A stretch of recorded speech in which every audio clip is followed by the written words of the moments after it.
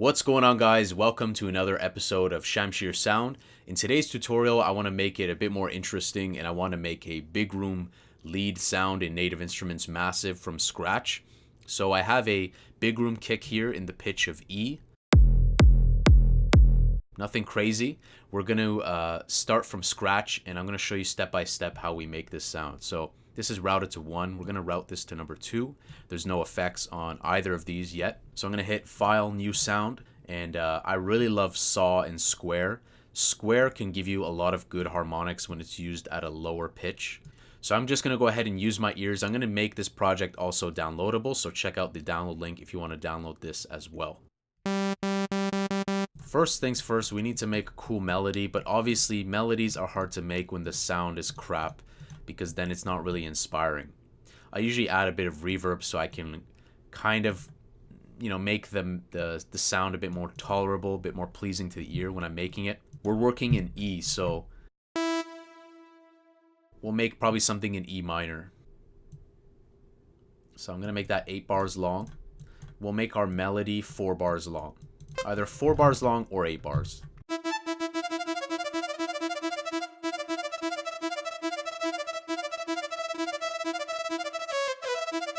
So it's cheesy simple, but we just have something and we're gonna mold the sound, and of course we can change the MIDI. So I'm gonna add the Daft filter.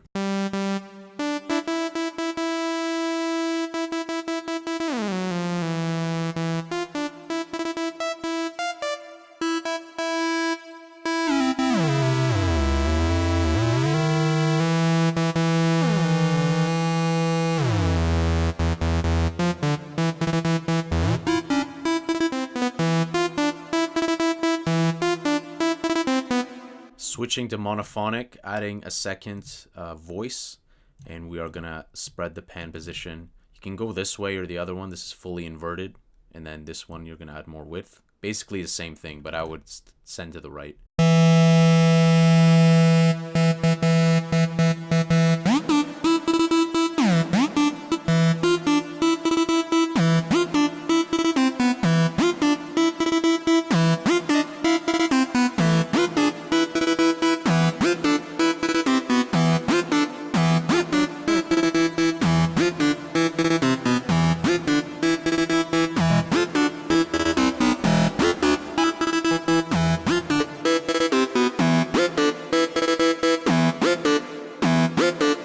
I like the additive 5.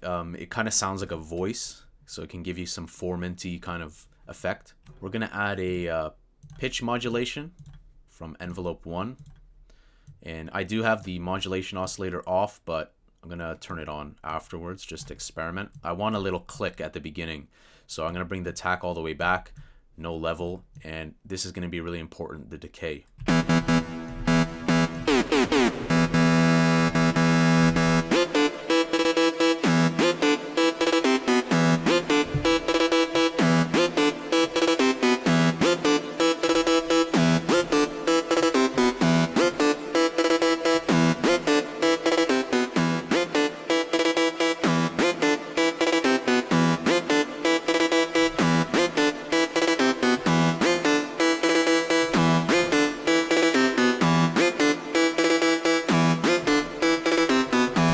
So we're going to add a kickstart on there. We're just going to leave it basic just for the tutorial's sake on the free punch.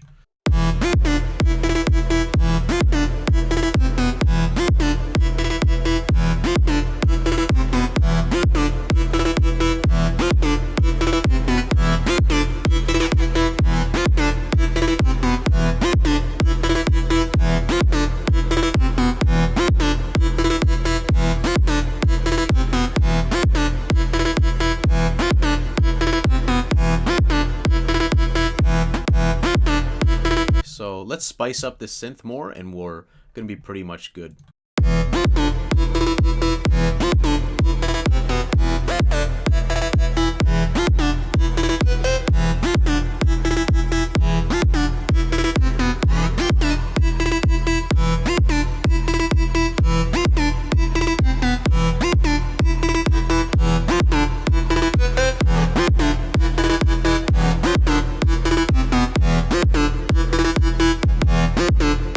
added a EQ on here. We're going to take out the low end. Now, a couple things about this with FabFilter. If you're using FabFilter, if you're using parametric EQ2, that's fine too. But you can also type in values like E2 or E3. But again, you're going to want to scoop through the low end and take out the sub bass.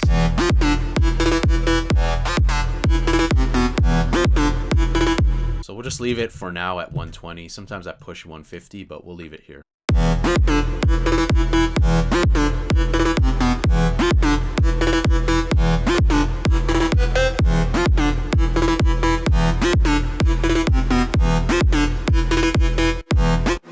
To add some more spice, we can switch the routing. Insert 1. Insert 2 was here. We moved it here. We won't use insert 2 yet, but let's go ahead and add something like a sine shaper or parabolic shaper. This will really drive the sound.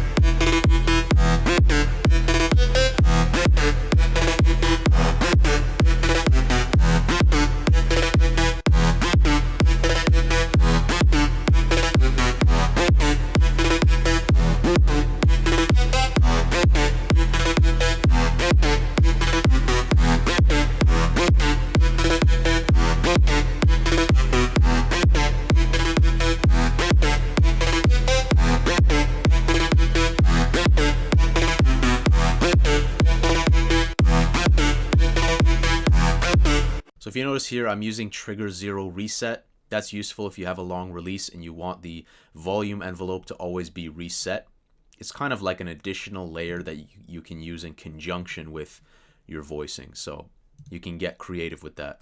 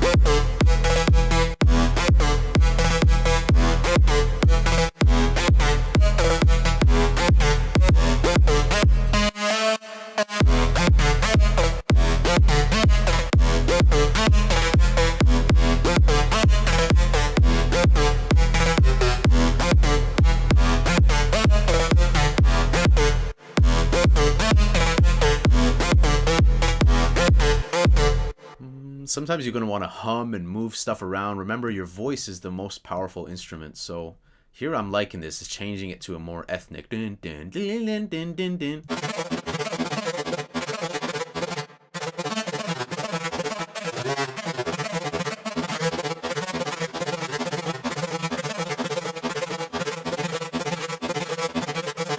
So we're going to add some vibrato.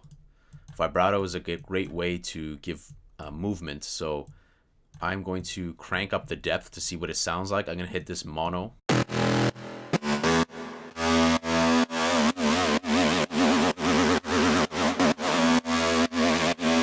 So I have the rate at 69. We're going to automate the depth. We're going to create an automation clip for macro 1.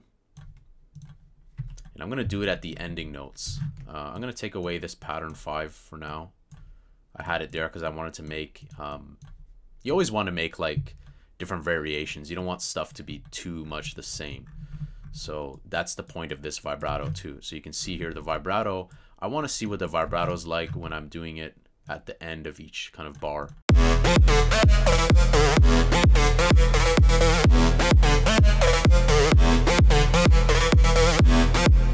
We can back off the depth. We can leave the macro. The beauty of this is we can say, hey, maybe 100% I want it only here. So let's do that.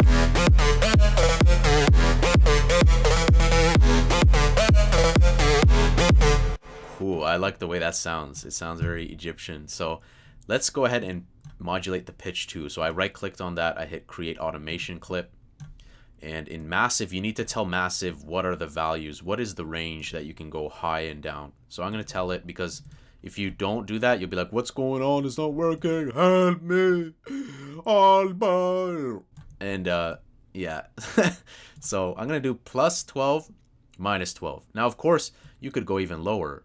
And that would mean that if you drop this, instead of being one octave, it would go down another octave. But I only want minus 12. I'm thinking of doing maybe a pitch bend right there. So I'm going to type in 0.5. I'm going to pull that up there. Maybe like at the end. I know this is very simple, but I'm going to see what it sounds like.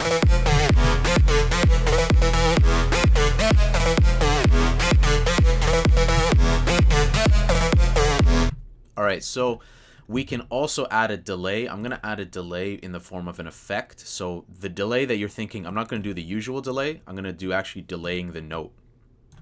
So I'm going to crank the wetness all the way up. And this will postpone the note. It'll push it back to the right more and more. Basically make it offbeat.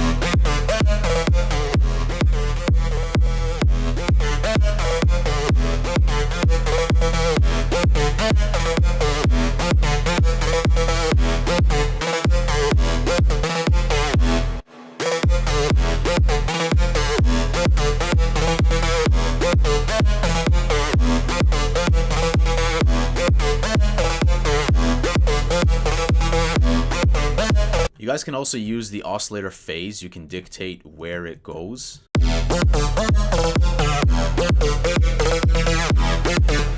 That will mess with the width. So I recommend doing this selectively. So it will mess with the width. So if you want a really wide sound for now, especially with like normal leads, I would not touch that. But if you're doing like a more robotic sound, you want a more bassy kind of sound, sure, go ahead and mess with the oscillator phases, but I'm going to leave that off. But I do play with it. There are many patches that I've made where I turn on the oscillator phase and you get different results. You can move the oscillator to here and you get a completely different result. And you're like, whoa, yeah. And then like, you get different results as you drag it down. Because when you have the modulation oscillator on, then it completely changes the characteristic.